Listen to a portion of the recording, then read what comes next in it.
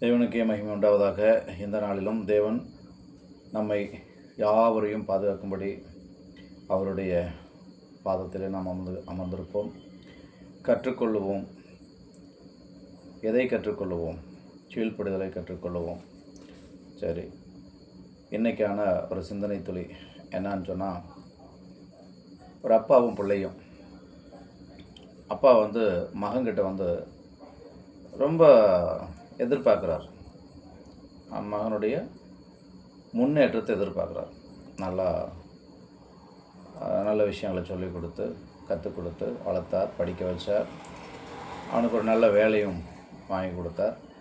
இப்படியாக எல்லா வேலைக்கும் போகிறது முடியல அப்படின்னு சொல்லிட்டு அடுத்த வேலையை தேடுறது. என் மகனுக்கு அப்பா வாங்கி கொடுக்குற வேலை எதுவும் அவனுக்கு பிடிக்கிறதில்ல. அப்பா மகனுக்கு கஷ்டமில்லாத வேலையை வாங்கி கொடுக்குறார். என் மகன் கஷ்டப்படக்கூடாது, நல்லா சம்பாதிக்கணும் அப்படின்னு சொல்லிட்டு தேடி தேடி ஒவ்வொரு வேலையாக பிடிச்சி கொடுக்குறாரு. மகன் போகிறாப்புல கொஞ்ச நாள் போயிட்டு, அந்த வேலை பாரமாக இருக்குதுப்பா, என்னால் செய்ய முடியல, மனசுக்கு ரொம்ப கஷ்டமாக இருக்குதுப்பா அப்படின்னு சொல்லி ரொம்ப எதையுமே யோசிக்க மாட்டேங்கிறான், முட்டாளாகவே இருக்கான். அப்போது அடிக்கடி அப்பா சொல்லுவாரான், இந்த மாதிரி சொல்லும்போது ரொம்ப கஷ்டமாக இருக்குதுப்பா அப்படின்னு சொல்லும்போது அப்பா சொல்லுவாரான், டேய் மகனே, ஆமை என்றைக்காவது நுத்து பார்த்துருக்கியா? இல்லைப்பா, நான் பார்த்ததில்லப்பா. இனிமேல் ஆமையை பார்த்து நல்லா ஒத்து பாடுறா, அதுக்கிட்ட நிறைய கற்றுக்கடா அப்படின்னு சொல்லுவாரான். என்ன கற்றுக்குன்னு சொல்லாமல் இப்படியே பல முறையாக சொல்லியிருக்காரான். இப்போ பையனுக்கு கோபம் வருது அப்பா மேலே. எங்கள் அப்பா என்ன சொன்னாலும் ஆமையை பார்த்து கற்றுக்கோன்னு சொல்கிறாரு. ஆமையை பார்த்து நான் என்னத்தை கற்றுக்கிறது அப்படின்னு சொல்லி இவனுக்கு ஒரு சங்கடமாக இருந்துச்சு. அப்போ ஒரு நாள் இப்படி பேசிகிட்டு இருக்கும்போது பேச்சுவாக்கில் அப்பா கிட்ட வாக்குவாதம் பண்ணுறான். ஏப்பா, ஆமையை பார்த்து கற்றுக்கன்னு சொல்லிகிட்டு இருக்கியே, ஆமையை பார்த்து நான் என்னத்தை கற்றுக்கிறது? ஏன்டா இப்படி முட்டாளாக இருக்க? ஆமையை பார்த்து கற்றுக்க ஒன்றும் இல்லையா அப்படிங்கும்போது, என்னப்பா இருக்குது? சரி, நீ தான் எதையும் யோசிக்காத முட்டாளாக இருக்கியா, சரி நானே சொல்கிறேன் அப்படின்னு சொல்லிட்டு சொல்கிறார். டேய், அந்த ஆமைக்கு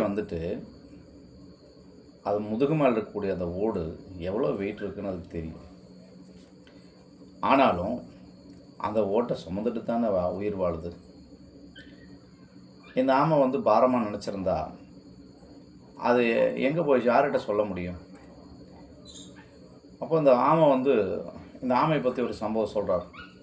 இந்த ஆமை இந்த தண்ணி ஆற்றுல தண்ணி அதிகமான தண்ணி மழை வெள்ளம் பெருக்கெடுத்து போகும்போது ஒரு மலையிலேருந்து கீழே தண்ணி விழுகுது.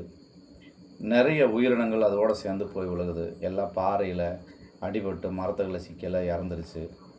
கடைசியாக இந்த ஆமை மட்டும் அவ்வளவு அடிபட்டும் கூட அதுக்கு எந்த உயிர் சேதமும் இல்லாத அழகாக வெளியே வந்துச்சு. அப்போ அது வெளியில் வந்ததுக்கு என்ன காரணம்னு பார்த்தா, அதனுடைய ஓடு தான், அது முதுகு மேலே அந்த ஓடு தான் அதை காப்பாற்றிருக்கு. அது தலை கால் எதுவுமே வெளியே இருக்காது, எல்லாத்தையும் உள்ளே இழுத்து அழகாக மடக்கி வச்சுக்கும், அவ்வளோ சேஃப்டியாக வச்சுக்கும். அப்படி ஒரு படைப்பு அற்புதமாக ஆண்டவர் படைச்சிருக்கிறார்.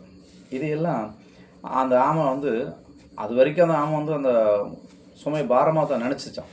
ஆனால் அந்த ஒரு சம்பவத்துக்கு அப்புறம் இந்த ஒரு ஓடு இல்லைன்னா நானும் செதறி இருப்பனே அப்படின்னு அந்த ஆமை நினச்சிட்டு அதுக்கு பிறகு அந்த ஒரு பாரம்னு அதை நினைக்காமல் சந்தோஷமாக வாழ ஆரம்பிச்சிச்சான். அந்த மாதிரி உனக்கும் அப்படித்தாண்டா, எதுவுமே நீ பாரமாக நினச்சேன்னா நிச்சயமாக உன்னால் அந்த உலகத்தில் எதையும் சாதிக்க முடியாது அப்படின்னு சொல்லிட்டு அவர் சொல்கிறார். என்ன சொல்கிறாருன்னா, கங்காரை பார்த்துருக்கியாடா அப்படின்னு கேட்டார். நான் டிவியில் பார்த்துருக்கேன்ப்பா, நிறைய பார்த்துருக்கேன். அதுலேருந்து என்ன கற்றுக்கிட்டேன்? என்னப்பா ஆமையை பார்த்து கற்றுக்கங்கிற, கங்காரை பார்த்து கற்றுக்குங்கிற, என்னப்பா நான் கற்றுக்கணும் சொல்லுங்கப்பா அப்படின்னு கேட்கும்போது சொல்கிறார், டேய், கங்காரு தன்னுடைய குட்டியை அந்த குட்டியை பெற்றெடுத்த உடனே எடுத்து தனக்குன்னு ஒரு மடி இருக்குது, அது யாரும் கட்ட வேண்டியதில்லை, பிடிக்க வேண்டியதில்லை.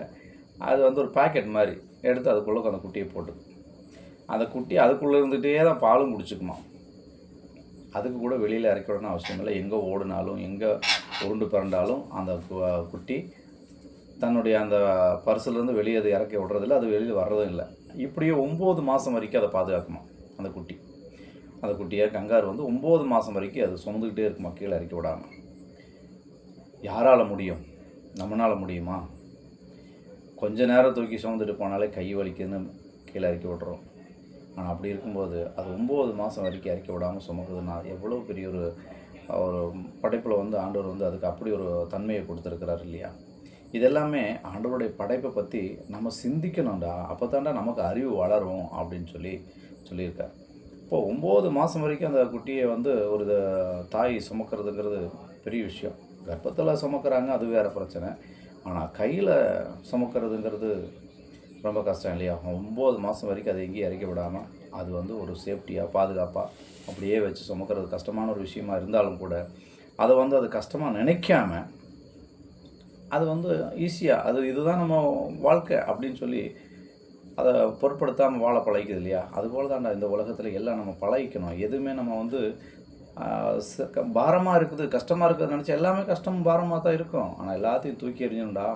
உன்ன மாதிரி சோம்பேறிகளுக்கு சாலமோன் ஒரு வசனம் சொல்லியிருக்காரா, அதை படி அப்படின்னு சொல்லிட்டு. பெரும்பாலும் இந்த வசனத்தை வந்து யாரும் எடுத்து எங்கேயுமே படித்து நான் கேட்டது கிடையாது. இருந்தாலும் இந்த வசனம் எனக்கு இன்னைக்கு கண்ணில் பட்டுச்சு. அதனால் சரி இந்த வசனத்துக்காக நம்ம பேசுவோம் அப்படின்னு சொல்லி நான் இந்த ஒரு பதிவு உங்களுக்காக சொல்கிறேன். அதாவது நீதிமொழிகள் 27ஆம் அதிகாரம் 3வது வசனம். அதாவது சோம்பேறி, அதாவது மூடன், முட்டாளுக்கு சொந்தமான ஒரு வசனம். இது என்னென்னா, கல் கனமும் மணல் பாரமுமாக இருக்கும், மூடனுடைய கோபமோ இவ்விரண்டிலும் பாரமாக இருக்குமா. கல் கனமாக இருக்கும், மணல் பாரமாக இருக்கும், எல்லாருக்கும் தெரிஞ்ச விஷயம் தானே. அதை விட முட்டாளுடைய கோபம் அதிகமான பாரமாக இருக்குமா. அதனால் யாரையும் வந்து நம்ம புத்தி இல்லாதவன் நினைக்கிறத விட இதை படித்தாலே புத்தி தானாக வரும். இப்போது படைப்பில் இருந்து, கடவுள் படைத்த படைப்பில் இருந்து ஒவ்வொரு விஷயத்துலையும் நம்ம கற்றுக்கூடிய ஒவ்வொரு காரியங்கள் அதில் இருக்குது, நிச்சயமாக இருக்குது. ஆமைக்கு வந்து அந்த ஓடு பாரம்னு அதை நினைக்கிறது இல்லை. ஆனால் அது வந்து ஒரு பாதுகாப்பு கவசமாக அது வந்து அதை புரிஞ்சுக்கிச்சு. இதுதான் நமக்கு பாதுகாப்பு கவசம் நம்ம உயிர் வாழ வரைக்கும் அப்படின்னு சொல்லி அது புரிஞ்சுக்குது. கங்காரு கூட அது தன்னுடைய குட்டியை நம்ம சுமந்து தான் ஆகணும், இதை நம்ம பாரம்னு தூக்கி போட முடியாது அப்படின்னு சொல்லிட்டு அதுவும் அது அப்படி பழகிடுச்சு. இப்படித்தாங்க நம்மளும் இந்த பூமியில், பாவம் நிறைஞ்ச பூமியில் வாழ்ந்துட்டுருக்குறோம். ஆனால் பாவத்துக்கு அடிமை ஆகக்கூடாதுங்கிற வைராக்கியம் ஒவ்வொரு மனுஷனுக்குள்ளேயும் இருக்கணும். இந்த பாவம் வந்து ரொம்ப ஒரு கொடிய ஒரு கிருமியாக இருக்குது. இந்த கிருமிக்கு மருந்தே கிடையாது. அதனால் இந்த கிருமியை அழிக்கக்கூடிய ஒரே ஒரு மருந்து, என்ன மருந்து? இந்த பரிசுத்த வேதாகம் மட்டும்தான் அந்த கிருமி அழிக்க முடியும். வேறு எந்த மருந்தை வச்சும் அழிக்க முடியாது. அதனால் படிக்கக்கூடிய ஒவ்வொரு வசனத்தையும் தியானித்து படித்தீங்கன்னா இதுவே நமக்கு வழிகாட்டியாகவும் நம்ம வாழ்க்கைக்கு ஒரு பாதுகாப்பு கவசமாகவும் நிச்சயமாக ஒவ்வொருத்தருக்கும் இருக்கும். இந்த நாள் முழுவதும் தேவன் நம்ம எந்த ஆபத்து மோசங்களுக்கும் ஒப்பு கொடுக்காமல் பாதுகாக்கிறதுக்கு நம்ம என்ன செய்வோம்? ஒவ்வொரு வசனத்தையும் தியானித்து கிடைக்கக்கூடிய நேரத்தில் பாவ காரியங்களை யோசிக்கிறத விட்டுட்டு, மற்றவங்க மேலே கோபப்படுறமான காரியங்களை விட்டுட்டு என்ன செய்வோம்? ஆண்டவரை பற்றி தியானிக்க கற்றுக்குவோம். நிச்சயமாகவே ஆண்டவர் வந்து நம்ம மேலே பிரியமாக இருந்து நம்மளைய உண்மையை உயர்த்துவார். இது நிச்சயமாக நடக்கும். உங்களுக்கு பிடிச்சிருந்தால் எனக்கு கமெண்ட் பண்ணுங்கள். அதுக்காக நான் காத்துக்கிட்டு இருக்கேன். தொடர்ந்து தெய்வம் நம்மளை ஆசீர்வாதத்தை வழிநடத்தும்படி அவருடைய பாதத்தில் அமர்ந்திருப்போம், ஜெபிப்போம். கிருபையும் மகத்துவம் நிறைந்த நல்ல ஆண்டவரே, இந்த பகல் முழுவதும் தேவனுடைய ஆண்டவரே எங்களோடு கூட இருக்கட்டும். நம்முடைய கிருபை நிறைந்த கரத்தால் ஆண்டவரே எங்களை மூடி மறைத்து பாதுகாத்து கொள்ளுங்கள்.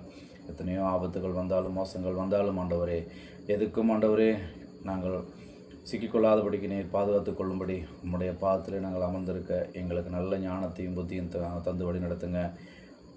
ஆண்டவரே, நாங்கள் உம்முடைய குடும்ப அங்கங்களாக இந்த பூமியில் வாழக்கூடிய ஒவ்வொரு நிமிஷமும் ஆண்டவரே நாங்கள் அதை நினைவில் வைத்து அதற்கு ஏற்ற நல்ல கனிகளை கொடுக்கக்கூடிய பிள்ளைகளாக இருக்க தேவன் கிருபை செய்யும்படி எங்களுடைய ஆவியாத்ம சரீரம் முழுவதும் உடைய பாதத்தில் ஒப்படைத்து ஜெபிக்கிறோம்.